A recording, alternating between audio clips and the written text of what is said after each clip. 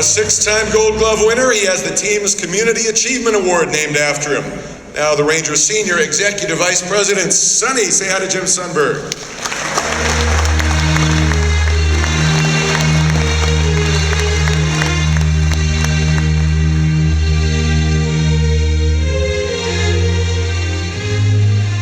That was easy to homer in that park, wasn't it?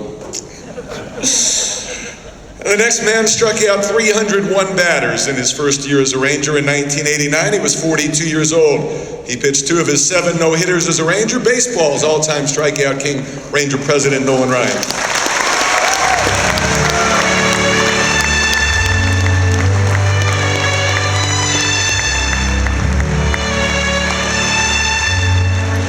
And to conduct this round table, a man who's done everything for the Rangers, from being first-round draft choice of the Senators, Ranger Player of the Year as an outfielder, farm director, general manager, now 17 years on Rangers TV, Mr. Ranger Hall of Famer Tom Grieve.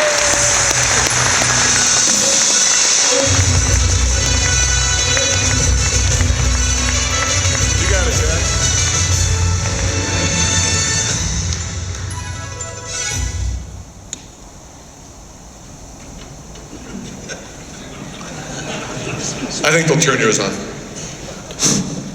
Hello? Okay. All you guys saw Kenny from different angles. Toby, I believe you were a coach when Kenny was pitching here. What do you remember about Kenny from a coaching standpoint? Well, I was the interim manager there for a short time, and I remember bringing Kenny into a couple ball games, and things didn't really turn out real well. And I remember when we went in the dugout in the water cooler, some of the bats didn't make it. And I realized then he had this tremendous desire to do well. And when he didn't, he was upset with himself. And I kind of like that, and I think as time goes on, we can see why. But he was something else. Competitor. One of the best competitors I'd ever been around. Sonny, you had a perspective of catching Kenny. You know, I thought as a pitcher, he was, for a pitcher, he was smart. Actually, for a pitcher, he was a good fielder. But he was very talented. It was raw, but you saw that there was a lot of what you call in baseball upside, and as Toby mentioned, very competitive. He caught my attention early in spring. It was my last year that I caught Kenny, and I remember that my finger and my thumb hurt when I caught him. How about you, Nolan? You were a teammate at Kenny's.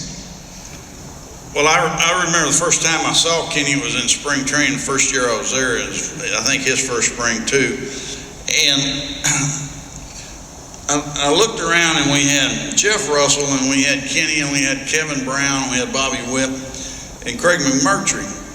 And these guys I thought they were getting ready for the marathon or something. You know, every day they're out running distance. I finally went to Charlie Huff, and I said, Charlie, what do we got here, a track team or a pitching staff? I said, all these guys want to do is run laps, and they had this great competition to see who could do it in the fastest time.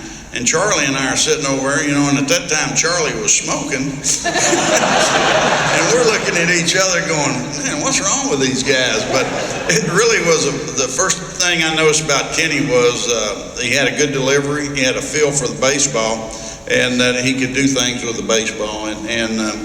But I was like, Charlie, I really looked at him at that point early on as a reliever, and that's what he was for us while I was there. But he had what you truly hear is a rubber arm. That's what he had. He could throw, I don't know how many days in a row where, you know, you'd have to give a day off or 2 days off to other guys in the bullpen, but I truly believe that he could throw for a week straight if he needed to. All you guys were here early in Ranger history, and next year is the 40th anniversary of the franchise. So, Toby, I was going to ask you what you remember when we first got to Texas. What do you remember about the ball club when we first got here? It was kind of nice because we all got a free car to drive for the season, so I like that. That was pretty good. I mean, baseball, back then they didn't have big league baseball, so once the team came, I mean, every ball game, the crowds were great. Everybody wanted to win. We didn't win a lot, but it was really pretty neat. The big thing I remember, though, is that walk from the dugout all the way to center field, because that's where our clubhouse was, and it was a long walk after getting your butt kicked a few times, let me tell you, and hot. So, and the wind was always blowing right in from right center field. The wind was blowing straight in. Now, if that wind would have been blowing out like it blew in, I'd have hit a few more home runs, I think. How about you, Sonny? It wasn't as flat as I thought it was, and there was actually more green with the grass. I came from Illinois, and I always thought Texas was flat and kind of barren, so it was that. Early on, this was 74, which was the third year the Rangers were down here. I would be introduced, and they would say, he's with the Texas Rangers, and these people would get this strange look and go, well, they really have an interesting history in law enforcement. And so they weren't connecting early on in the 70s about baseball. Baseball was trying to make an impact into a football state. And that was some of the new stuff. But you're kind of infatuated the first couple of years you play in the big leagues. I mean, I caught Ferguson Jenkins my first year. I watched him. I grew up watching him as a Chicago Cub in the late 60s in Chicago.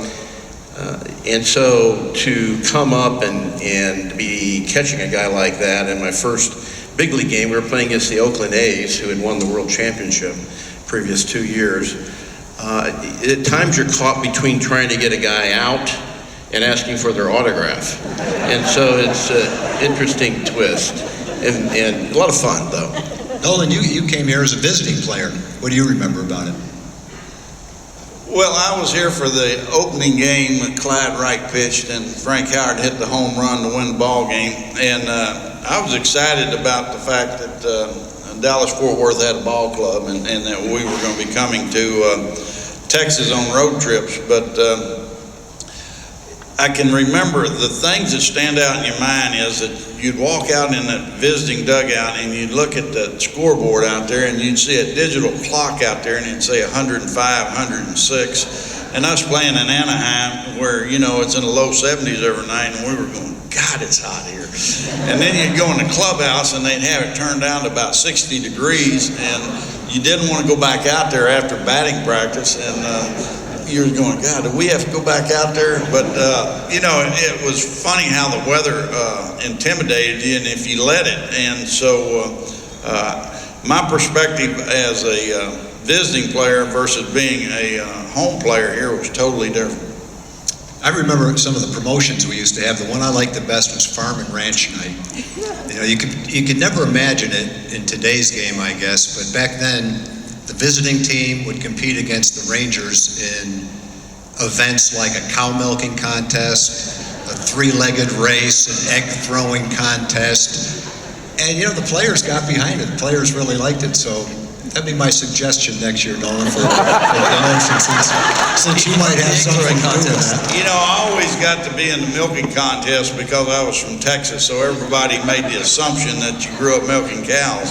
And, I never did lose a milking contest, but it did happen to be that my uncle owned a dairy, so I did know how to milk cows, but I didn't tell people that, but I just slip in there and win the contest, and I don't know what they gave you, but it wasn't much for it. But I was thinking about that the other day, and I was thinking, how in the world would you go in the clubhouse today and approach the players like that and say, look, we're going to have farm day, and we're going to have and another thing that Tom didn't mention is they have a cow patty throwing contest. You get a cow patty, and I think that was the first Frisbee that they ever developed. And you take a dried one and you learn to throw it like a Frisbee. And as kids growing up in Texas, those are kind of things we did, but they would have that too. I think I know how you can do it nowadays. Sonny can't do it. I can't do it. I think you can do it, though. Anyway, if If I didn't want to embarrass him, I would ask Kenny Suarez to come up here because they used to have a hog calling contest, and Kenny won that about 5 or 6 times. But last question for you guys. All 3 of you guys ended your career here as well. Toby, I know you were with the Yankees, and we made a trade to get you back here. What do you remember about the last days of your career here in Texas? Well, it just ended too fast. I can remember coming here in '71, and then 1986. It just happened so fast, and I wish I could have done it all over again. I'd have probably done everything in the same way, but it was just a pleasure. And ever since I was a little kid, all I ever wanted to be was a baseball player, and then to have played as long as I had played. And now this year, this is my 45th year in pro baseball, and it goes so fast. So, 1986 almost seems like a lifetime ago. So, how about you, Sonny? You were with the Cubs, and Rangers picked you up midway through that season. You finished your career here. Yeah, you actually signed me. You were general manager, and Tom was general manager, and Nolan and I were teammates in '89.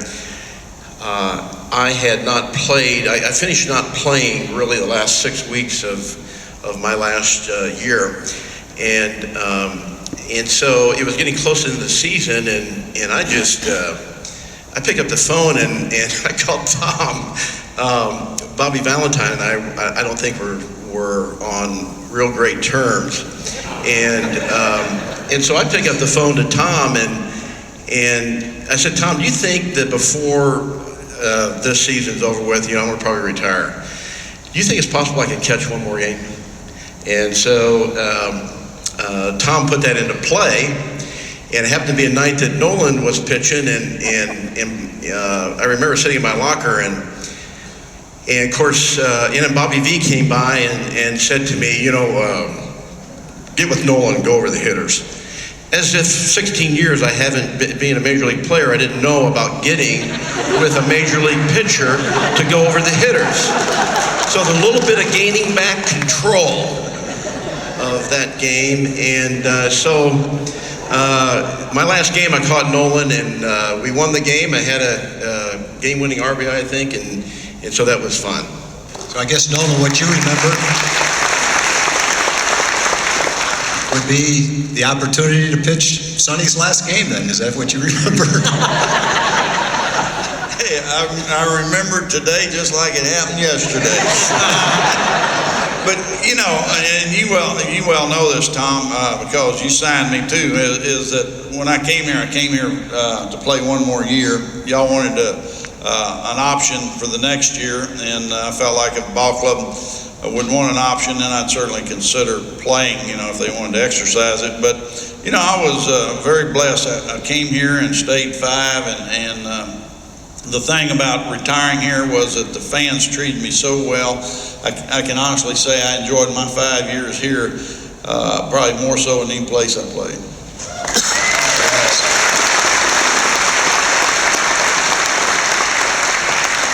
Thank you very much, guys. That's Toby, Jim, and Nolan. Thank you.